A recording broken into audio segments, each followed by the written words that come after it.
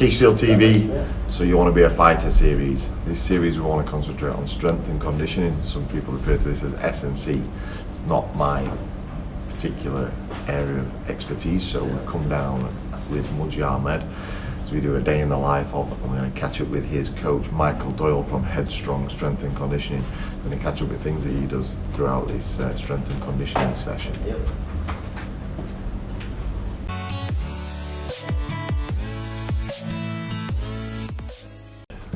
Having just arrived, Michael's taken Mujjy straight into a kind of warm-up session, so because he's been sat in the car, they're just doing a bit of a stretch off.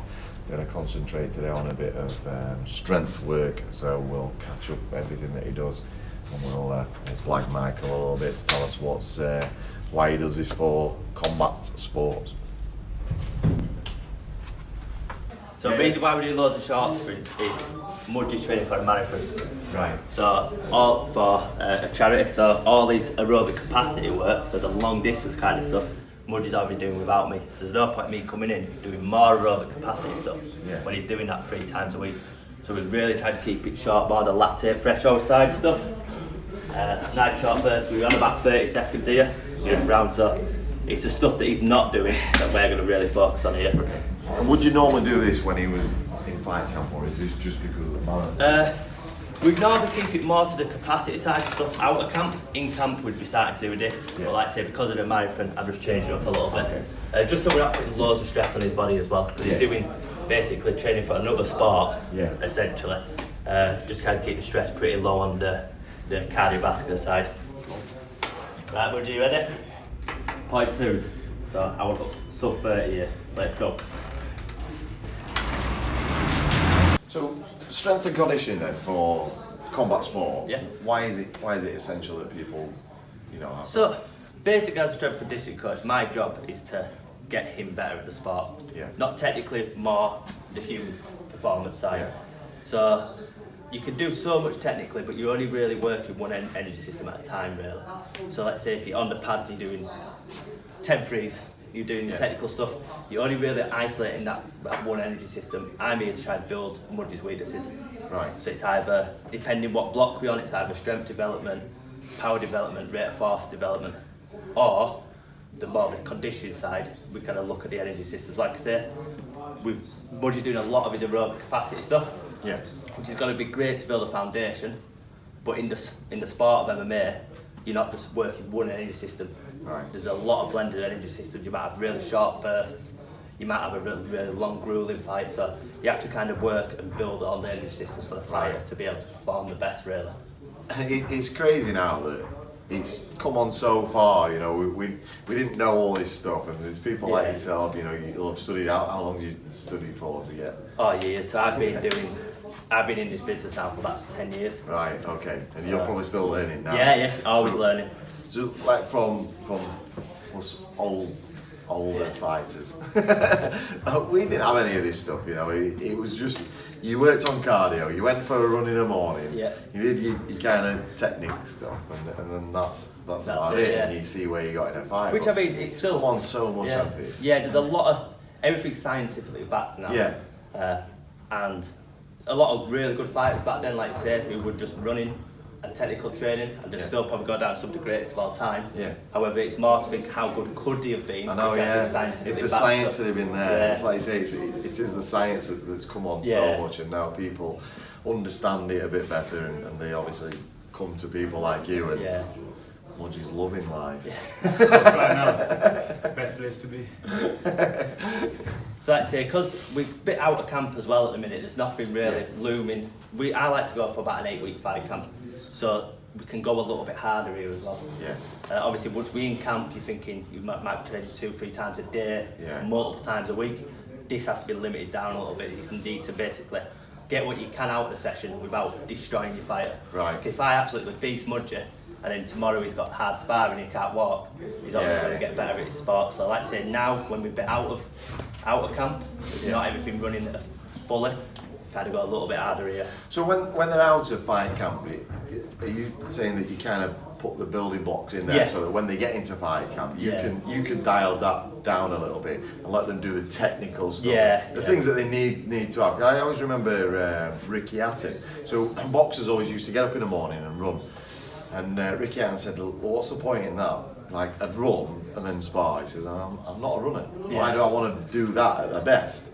What I'll do is I'll go and spar, do my rounds, and then run at night when I'm crap anyway." Yeah. So, and that was like really old school thinking, but it kind of like what you're saying now is leave the fighter to do what they need to do to the best of their ability, because you've already put these building blocks in place, and then you dial down, let them do their. Yeah, so like I say, once we're interesting. actually in camp, we kind of really working on his strengths. Yeah. Because we need to get him as sharp as fast as he can. Yeah. So stuff starts going more like force development stuff, more power development. Outside of camp, you want to build that foundation as big as you can. So you want to look at the movement of the athlete, so how well they move, if there's any imbalances here and there. Then you want to build like your capacities, so like your aerobic capacities, your base level of strength. Because when we're in camp, we can really just taper into Mujjy's strengths then. Yeah, I always remember Eric Thomas, the hip hop preacher, the motivational speaker guy, and he talks about an NFL player, and he says the NFL players, they've won the Super Bowl. He starts doing bench presses and he stops. He says, "I can relax now. We've won the Super Bowl." And he rests for a second. He goes, "That's enough." And he says, "All men are made equal. Some work harder pre-season." So what you're saying is all fighters are equal. Some work harder outside fight camp. Because some people just switch it off, you know, and they'll go to a bit of training and stuff, but they're not kind of putting those building blocks in place. No. And I think a lot of people would think the strength and conditioning comes in when they go in fight camp. You come in and you're the horrible git with a cane whacking them. Come on, get busy. But you're actually, it's not like it's the other way. No, yeah, So like I it's said, about- the better Mujjy's off season, the better his foundations are, the better we can go into camp. If we have to spend the first 4 weeks of camp getting his fitness back up, it's a bit of a wasted time. Whereas if he, not saying stays fight shape all year round, but we build his weaknesses up, give him a good solid foundation before we go into it, you're in a lot better stance basically. So that answers a few questions for people, because there is this kind of misconception that you get into fight camp and that's when you have to work hard. So you're working hard for like 8 to 12 weeks something, but it's about how hard you're working outside that fight camp to put you in the shape to go into fight camp and do the stuff. Really interesting stuff. Ready, man? Answer me again. Oi. So you covered, Jeff? Yeah. So that was the first camp pretty much for, obviously we still did all our aerobic work, all our strength work, but we spent a good probably 20-30 minutes every session just mobility. So even now we're still going to go through some static stretches, just nice easy ones, and a little bit of what's called like P&F stretching, just to kind of hopefully improve the flexibility. But like I say, with the so right and everything like that Mujjy's got now, he's really took on board the mobility stuff. Yeah.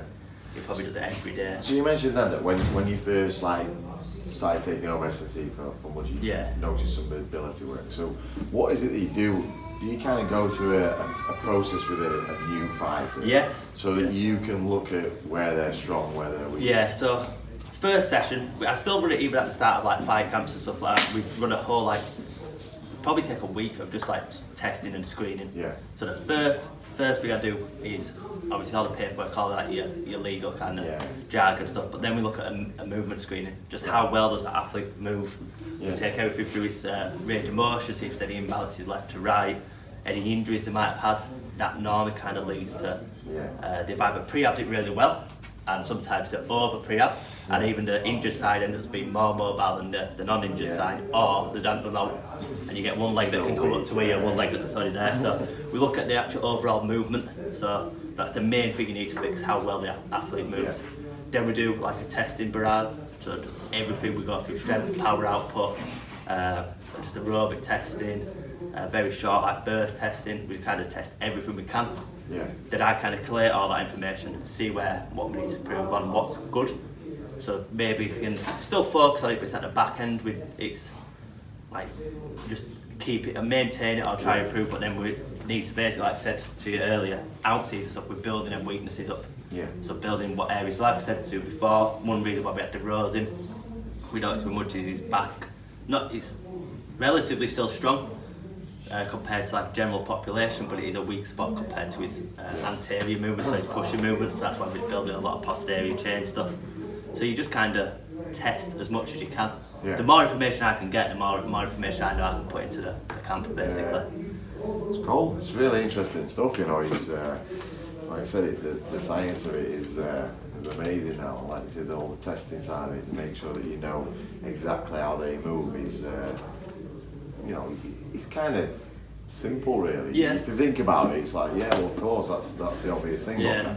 But, you know, it's only these last so many years that it's been happening. Yeah, it has, especially in the combat sports as well. I mean, if you look at stuff like rugby and football, they've had S&C like built into their systems for ages, Yeah. and it's the combat sports that he's jumping on it a lot more now, Yeah. and he's hopefully more good S&C coaches coming around regionally as well. So in terms of, you were talking earlier, and you spoke as though you understood the sport. So do you have to understand the sport to actually do the S&C? It's a bit of an hard one. I'd say yeah. I'd say if you're going into a sport, ideally you don't have to be like a world champion, right? But have some You just have to see the understanding, movements, yeah, really. or at least done it. Yeah. That's my personal opinion. Yeah. These some S&C coaches out there are great S&C coaches that might never been into sport, Yeah. but they have that wealth of like knowledge. Yeah. But I think if you want to apply it, or even have like just the relationship with your client, let's say, Yeah. I think doing the sport helps. Yeah. So not at this level, but I did Muay Thai for about 8 years. Oh, right, okay. Trying to do a bit of jits now, just to Yeah. kind of feel how they feel, because it's totally different. Yeah. So I'm currently just getting my ass kicked all the time. Getting strangled. But I think it does build that rapport a little bit. You kind of know what they're going through in the sport. Yeah. So I'd say, yeah, if you're going to be in combat sport. I'd have thought you'd have had to at least watched it Yeah. quite intensely to see, because you did talk about the motions, the kind of range of motions that Yeah. you go through during a fight. So I assume that you had paid some attention to the sport, so it was just whether you needed to kind of have that knowledge. Yeah, I'd say, my personal opinion, yes. Yeah. People might disagree with that. They Yeah, might yeah. just think you're an S&C It's an coach. opinion, everyone. Yeah. My personal opinion is I'm a huge fan anyway. I've Yeah. been a massive fan of MMA, but I am a huge fan. But luckily, I did the sport to a certain Yeah. extent. Like I say, I think you're just not going to get the respect from your clients. Like say, if you're a rugby S&C coach who've never played rugby, I don't think they're going to listen to you. No. So, No. Yeah.